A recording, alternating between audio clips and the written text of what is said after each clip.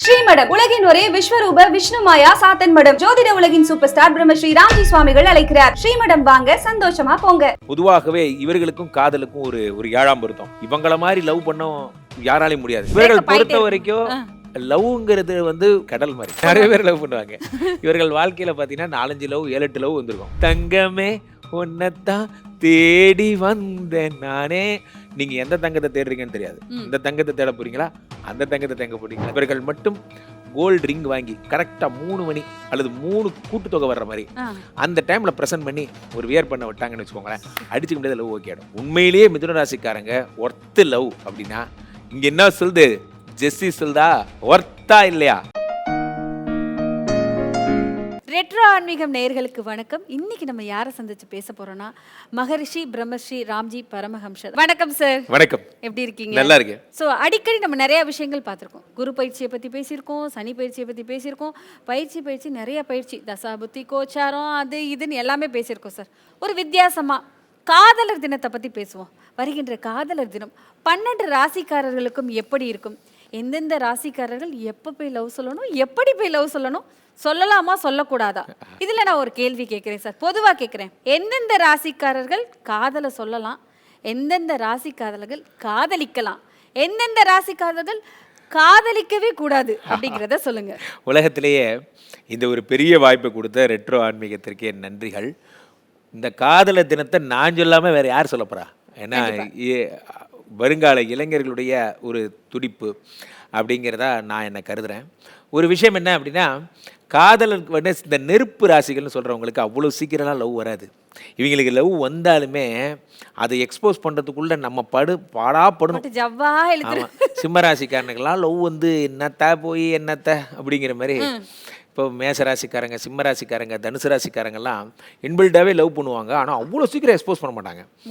முரட்டு லவ்வாக இருக்கும் இவங்க.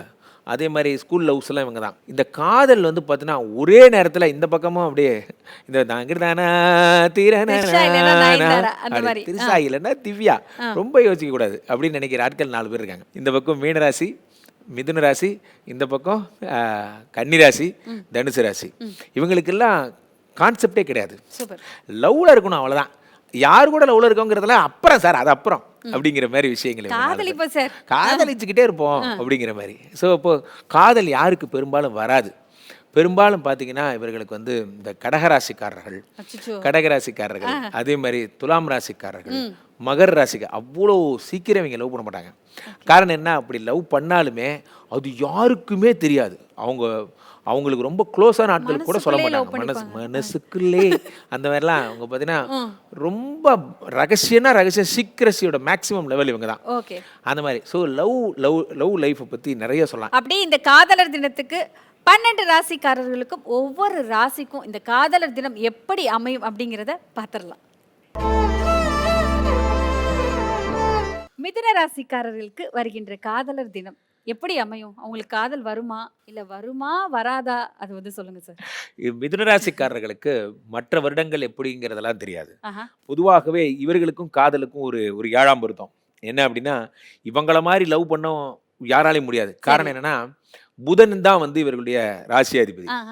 புதன்னாலே என்ன அப்படின்னு பார்த்தீங்கன்னா, டிஃபால்ட்டாவே எப்பயுமே ஃப்ரீயா இருக்கிற ஒரு ஆள் இவங்க தான். இவங்களை எப்போ வேணா கேளுங்க, இவங்க யார் வேணா லவ் பண்ணலாம், எப்பயுமே ஃப்ரீயா இருப்பாங்க. நான் ஃப்ரீயா இருக்கேன், ஃப்ரீயாவே இருப்பாங்க. ஏன்னா இவர்கள் பொறுத்த வரைக்கும் லவ்ங்கிறது வந்து ஒரு சின்ன ஒரு இதுல டப்பால போட்டு அடைக்க அவங்க விரும்ப மாட்டாங்க. லவ்ங்கிறது ஒரு கடல் மாதிரி. அந்த மாதிரி இவங்க யோசிக்க நிறைய பேர் லவ் பண்ணுவாங்க. இவர்கள் வாழ்க்கையில பாத்தீங்கன்னா 4-5 லவ் 7-8 லவ் வந்திருக்கும் அந்த மாதிரிலாம். ஸோ அப்போ இந்த மிதுன ராசிக்காரர்களை பொறுத்த வரைக்கும் இந்த பிப்ரவரி 14ஆம் தேதி குரு பகவான் உடம்புல வக்கரமா இருக்காரு. அதான் பிரச்சனை. ஸோ பெரும்பாலும் இந்த மிதுன ராசிக்காரங்க இந்த நேரம் பார்த்தா இவ கோவமா இருப்பா, இப்போது ஏதோ ஒன்று பண்ணோம், ஏதோ ஒரு பிரச்சனையாச்சு, கோச்சிக்கிட்டு போயிட்டாங்க, இன்னும் 10 நாள் தான்டா இருக்குது, எப்படிடா சமாதானம் பண்ண போகிறோம், எப்படியாவது நம்ம ஒன்று பண்ணணுமே அப்படிங்கிற மாதிரி பெரும்பாலும் இவர்கள் வந்து இந்த தவிப்பில் இருக்கக்கூடிய ஆட்களாக இருப்பாங்க. குரு பகவான் வக்கரமாக இருக்கிறதால இவர்களுக்கு இந்த ராசிநாதன் புதன் வேற ஒரு பக்கம் போய் 8ல் மறைஞ்சிடுறதுனால கொஞ்சம் ரிஸ்கியாக இருக்கும். இந்த தடவை அவங்களை எப்படியாவது அவங்க காலில் விழுந்து கையில் விழுந்து இல்லை கடினமாக இருக்கும், ரொம்ப கடினமாக இவங்க வந்து அவங்கள ஓகே பண்ண வைக்கிறதுக்கு ரொம்ப கஷ்டப்படுவாங்க. ஓகே. ஒரே ஒரு அழகான பரிகாரம் என்ன அப்படின்னா, அன்னைக்கு நாள் இவங்க கோல்டு பிரசன்ட் பண்ணாங்க அல்லது வந்து அன்னைக்கு நாள் நியாயமா இருக்கா? தங்கம் விக்கிற விலையில கோல்டு பிரசன்ட் பண்ண வேற சொல்றீங்க. வழி இல்ல. ஆ. Because love. ஸோ இப்போ நீங்க காதல். வேற வழி கிடையாது. ஓகே. அதுக்குரிய அவங்க அவங்க லவ் பண்ற பொண்ணே ஒரு தங்கமே தங்கமே உன்னைத்தான் தேடி வந்தேன் நானே. நீங்க எந்த தங்கத்தை தேடுறீங்கன்னு தெரியாது. ம். இந்த தங்கத்தை தேட போறீங்களா, அந்த தங்கத்தை தேங்க போறீங்களா தெரியாது. ஆனா நீங்கள் தங்கத்தை தேடி தங்கத்தை ஓகே பண்ணிக்கணும். இதுல என்ன ஒரு விஷயம் அப்படின்னா, இவர்கள் மட்டும் கோல்டு ரிங் வாங்கி அவர்கள் கையில கரெக்டா 3 மணி அல்லது 3 கூட்டுத்தொகை வர்ற மாதிரி ஆ. அந்த டைம்ல பிரசன்ட் பண்ணி ஒரு வியர் பண்ண விட்டாங்கன்னு வச்சுக்கோங்களேன், அடிச்சுக்க முடியாது, லவ் ஓகே ஆயிடும். அடிச்சாண்டா அப்பாயின்மெண்ட் ஆர்டர் அப்படிங்கிற அப்படிங்கிற மாதிரி மாதிரி ஆயிடும். அவர்களுக்கு ஓகே ஆயிடும். ஆ. இதுல என்ன அப்படின்னா, இதுல ஒரு வித்தியாசமான ஒரு விஷயமே என்னன்னா, ம். அன்றைய தினம் தொட்டு இப்போ மார்ச் மாசத்துல இருந்து குரு வக்ர நிவர்த்தி, அவர் தான் 7 குடைவனாகவும் இருக்கிறார், ராசியிலேயே உட்காந்துருக்காரு. இப்போ ஆ, ஆ. அன்றைய தினம் பார்த்து இவங்களுக்கு ஒரு போனஸ் பாயிண்ட், ஆ.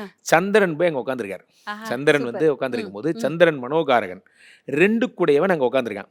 அந்த 2 போய் சந்திரன் பார்க்கறதால எக்ஸ்போசிவா பேசணும், இவங்க நிறைய பேசணும், இந்த கவிதையா சொல்லணும். கவிதையா சொல்லணும். ஓகே. அந்த மாதிரி இவங்க மனசுல இருக்கிறது, எங்க பாருங்க உன்னை விட்டா எனக்கு யாருமே இல்லை தெரியுமா, நல்லா ரொம்ப பாவம் அப்படின்னு ரொம்ப ஃபீல் பண்ணி பேசுனாங்கன்னா ஆ.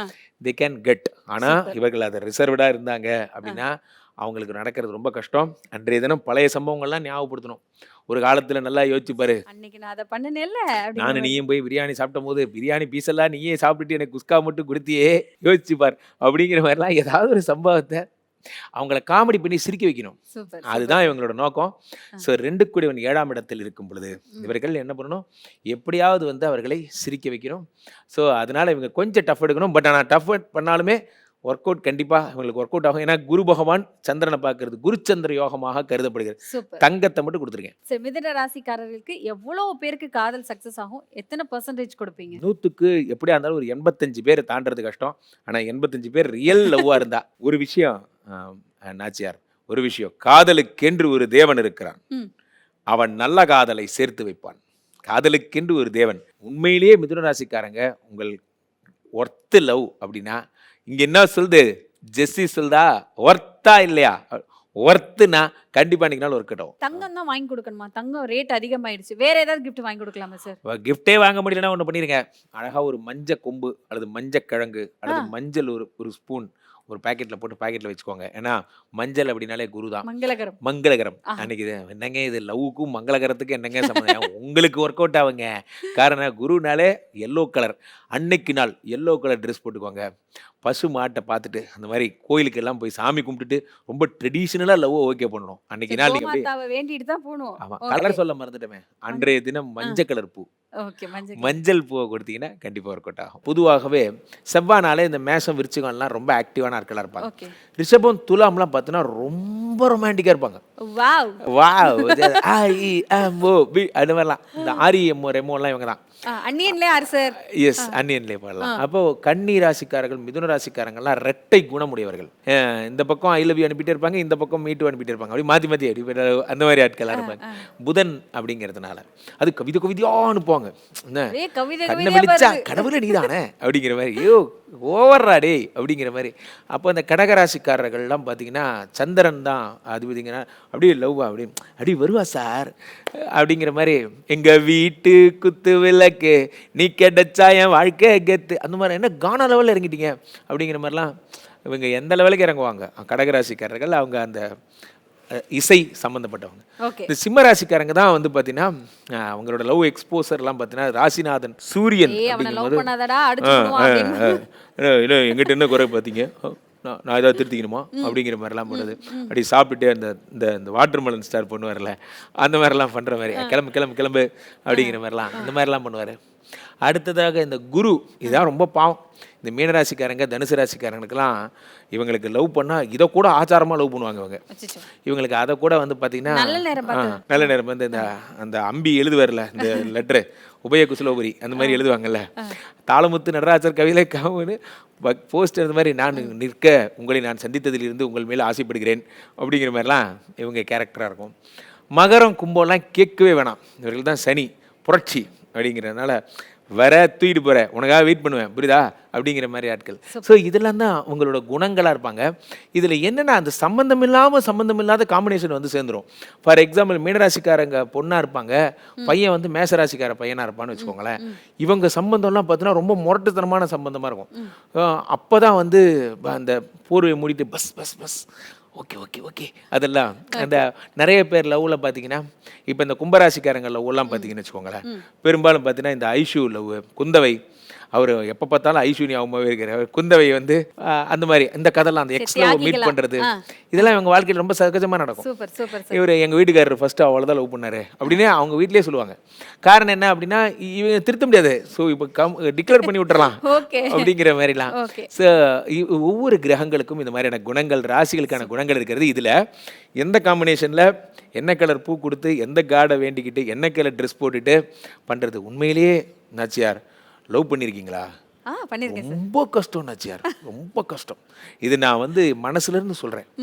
என் லவ்வை நான் ஓகே பண்ண படாப்பட்டேன். அதனால தான் இந்த ரசிகர் சந்திப்பேன்.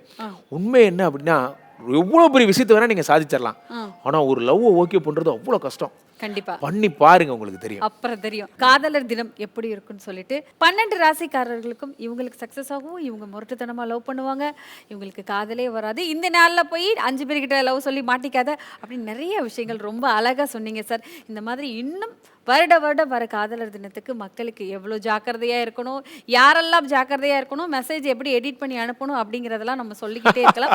தொடர்ந்து பேசலாம். நன்றி நன்றி. ஆனால் ஒரு விஷயம் நேயர்களே, ஒன்று புரிந்து கொள்ளுங்கள். காதலுக்கென்று ஒரு தேவன் இருக்கிறான். நான் வாழ்க்கையில் மனசுலேருந்து சொல்கிறேன், காதலுக்கென்று ஒரு தேவன் இருக்கிறான். அவன் நல்ல காதலை சேர்த்து வைப்பான். உங்கள் லவ் உண்மையிலே உண்மைன்னா நீங்கள் பிரிஞ்சிருந்தா கூட அந்த லவ் காட் உங்களை சேர்த்து வைப்பார். இதை என் அனுபவத்தில் சொல்கிறேன். ஸோ அப்போது நீங்கள் உங்கள் மனைவியை உண்மையாக லவ் பண்ணுறீங்கன்னா யார் வந்து பிரித்தாலும் அவங்களால பிரிக்கவே முடியாது. காரணம் என்னென்னா, because love God is most powerful than anything in the world. அதனால் காதலை கடவுளாக பாருங்கள். காதல் ஃபன்னு கிடையாது, be serious. Love is divine. அந்த கான்செப்டுக்குள்ளே வாங்க. லவ் வந்து ஃபன் கிடையாது. ஸோ காதல் திருமணம் தான் நாங்கள் பண்ணோம், ஜெயித்தோம். அதெல்லாம் எதுக்கு இந்த இடத்துல சொல்கிறேன் அப்படின்னா, நீங்களும் இந்த காதல் தினத்தில் ஒரு சத்தியம் பண்ணுங்கள், லவ் பண்ண உண்மையாக இருங்க. நிச்சயம் அந்த காதல் உங்களை வாழ வைக்கும்.